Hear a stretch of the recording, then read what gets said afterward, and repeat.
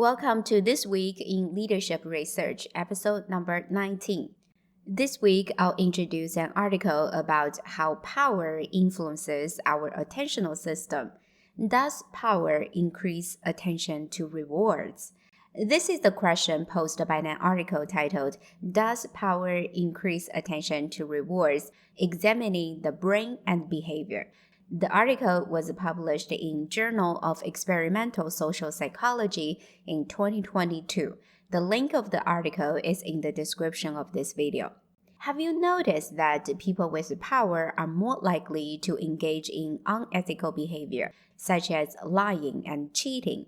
Existing research suggests that unethical behavior can be predicted by increased attention to rewards. How do we know that? It was found that when human brains had increased response to reward cues, people were likely to be dishonest in the following task.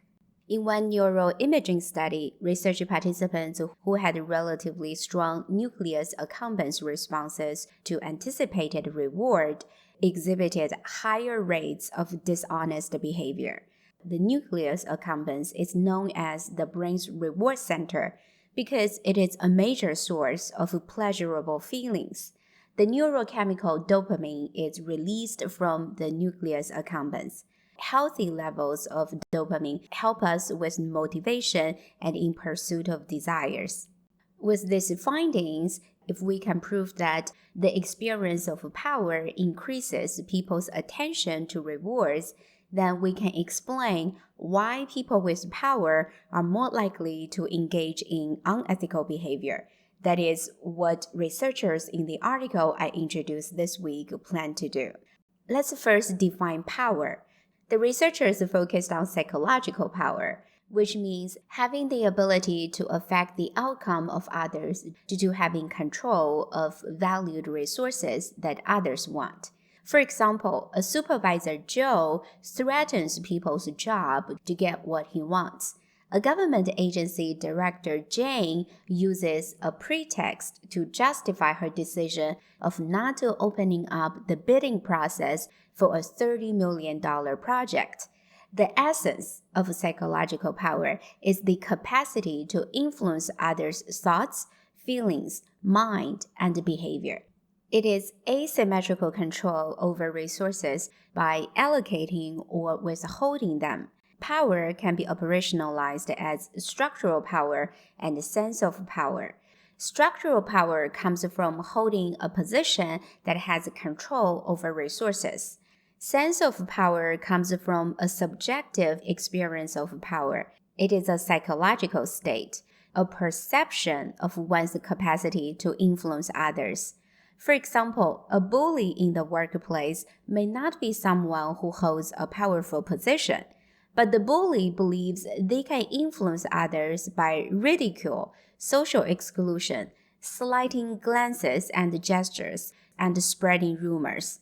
Another example of a sense of power is that parents can sometimes feel powerless.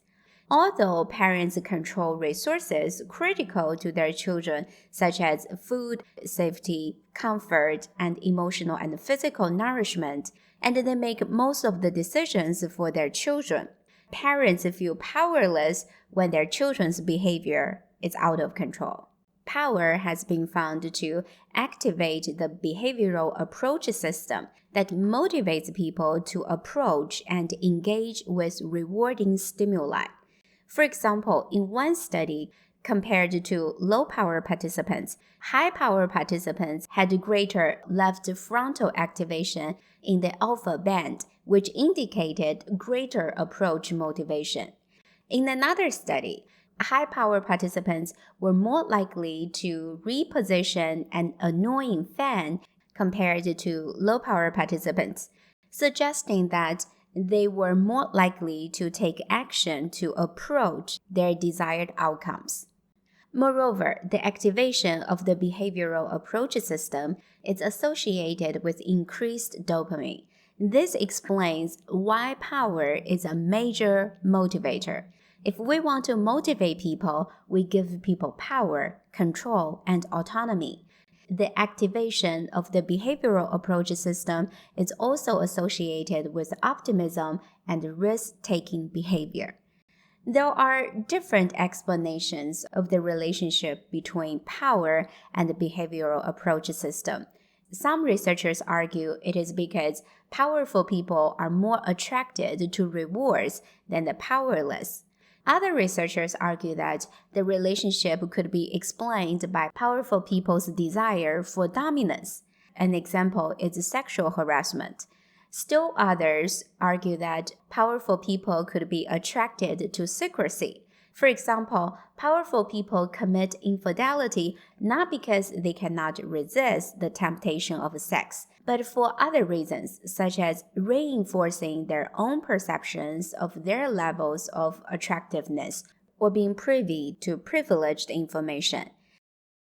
In the article I introduced this week, the researchers tested the hypothesis that experiencing high power led to increased attention toward monetary rewards compared to experiencing low power. To do so, the researchers conducted 7 studies and used multiple methods, such as self-report, computer mouse tracking, which indicated to which participants paid attention, and EEG, which measured brain responses to reward cues. Surprisingly, the results did not provide support for the hypothesis that psychological power increased attention to rewards. The results suggest that high-power individuals may not pay heightened attention to rewards. Their behavior may be driven more by goals rather than rewards. If so, then we need to think about how to provide interventions to reduce powerful people's unethical behavior. We may need to think about how to set goals and priorities and frame them in a way that motivates people with power to pursue those goals ethically. It also means that a narrowly defined goals of profit maximization or improving student test scores are the incentives for people with power to pursue those goals by dehumanizing employees, lying, cheating, and covering up problems. Here are some examples of how goal setting and priorities led decision makers in organizations astray. After Boeing merged with McDonnell Douglas, its executives persuaded their Boeing owners to focus more on costs, competition, and stock price than quality of its products. Those goals and priorities led to the 737 MAX crisis. In 2019, 2 Boeing 737 MAX airplanes crashed within 5 months of each other, killing a total of 346 people. The crashes were later determined to have been caused by a software malfunction in the plane's flight control system. The resulting grounding of the 737 MAX fleet led to billions of dollars in losses for Boeing and severely damaged the company's reputation. The Wells Fargo cross-selling scandal is another example. It was reported that millions of fraudulent savings and checking accounts were created on behalf of Wells Fargo clients without their consent. The bank's employees were pressured to meet unrealistic sales goals and earn bonuses by cross-selling products and services. In the Atlanta Public Schools cheating scandal, the Atlanta Journal-Constitution published in 2009 an analysis of state standardized test results, which showed statistically unlikely test scores, including extraordinary gains or losses in a single year. An investigation by the Georgia Bureau of Investigation released in July 2011 indicated that 44 out of 56 schools cheated on the test. 178 educators were implicated in correcting answers entered by students, and 38 school principals were linked to scandal either by directly participating in the changing of wrong answers or allowing the changes to be made when they knew or had the responsibility to know what was going on. The size of the scandal has been described as one of the largest in the United States education history. The scandal ignited the debate over using high-stakes testing to hold educators accountable. Teachers who confessed to cheating argued that they were under inordinate pressure to meet goals set by the school district, and they face severe consequences, such as a negative evaluation or termination if they failed to meet the goals. These three examples highlight the importance of goals and priorities in creating an unethical environment. With misplaced goals and priorities, people with power tend to have a top-down attentional system, which makes them more likely to use their own goals and expectations to guide their attention and less likely to consider the information flows bottom up. The study I introduced this week did not find evidence suggesting the power increases attention to rewards. But this does not mean that power has no influence on people's attentional system. Power may not increase our attention to rewards, but it can influence our attentional system. For example, power gives people clarity of focus and single-mindedness. Experiencing power narrows people's attention. Human attention is a limited cognitive resource. The attention of power holders is allocated selectively to align with their motivations and pursue their goals. Selective attention creates a tunnel vision, helps people stay focused to perform tasks and to achieve their goals without distraction. Powerful people also perform better on a range of complex tasks.